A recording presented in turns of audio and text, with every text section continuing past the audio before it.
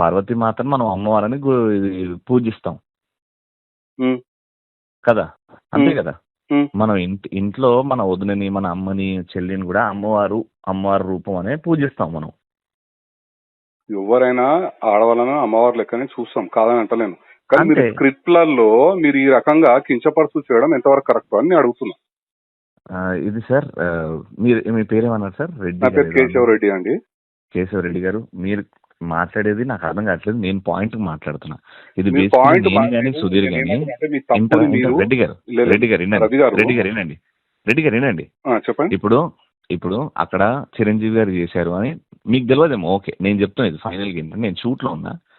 ఇప్పుడు నేను కానీ సుధీర్ కానీ మాకు అది చూపించి ఇది చెయ్యాలి అన్నారు. చిరంజీవి గారే చేశారు కదా, అప్పుడు ఏమనలేదు. అంటే నందీశ్వరుణ్ణి తెచ్చిపెట్టినప్పుడు మేము షూస్ కూడా ఇప్పేసి స్టేజ్ మీద ఉన్న వాళ్ళందరి చేత షూస్ ఇప్పించేసి, ఎందుకంటే దేవుడు ఉన్నాడు కాబట్టి షూస్ ఇప్పించేసి మేము ఆ స్కిట్ చేసాం. చిరంజీవి గారిని ఏమనలేదు, అది కరెక్ట్ ఏమో. అండ్ అమ్మాయిని మనం అమ్మవారు అంటున్నాం ఇరవై కాబట్టి ఏళ్ల క్రితం ఏం జరిగిందని నాకు తెలియదు. ఒక నిమిషం, నేను ఒక్కసారి తెలుసుకోండి. నాకు అప్పటి అవసరం లేదండి. నేను ఏమంటున్నా, ప్రస్తుతం ఏదైతే మీరు చేసిరో అది కరెక్ట్ కాదండి.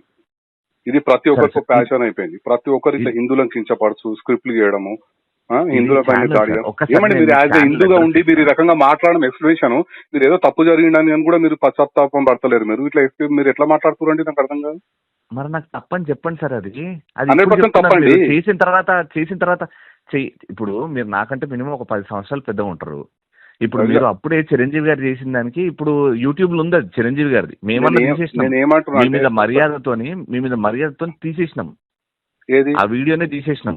ఎప్పుడు మేము చేసింది ఇప్పుడు మీరు పెట్టింది తీసేసినాము. మా హిందూ సమాజానికి క్షమాపణ చెప్పండి, మళ్ళీ తప్పేముందల్లా చెప్పరు. అట్లా ఇగో హార్ట్ అవుతుంది కదా. ఇప్పుడు ఇంతమంది హిందువులు చూసే కదా మీరు ఈ స్టేజ్ వచ్చారు, మీ షోలు. నేను ఏమంటే రవి గారు ఒక్క నిమిషం, హిందూ సమాజం మొత్తం చూస్తేనే కదా మీరు ఈ స్టేజ్ వచ్చారు. మీకు తప్పు జరిగినప్పుడు హిందూ సమాజానికి క్షమాపణ అయిపోయినాక తప్పేముందండి? మీకంటే ముందు 20 మందికి ఎక్స్ప్లెయిన్ చేసినాము. 20 మందికి ఎక్స్ప్లెయిన్ చేసినాము. మీరు నంబర్ నాది ఏడు నుంచి తీసుకున్నారో అక్కడ నుంచి నాకు సుధీర్కి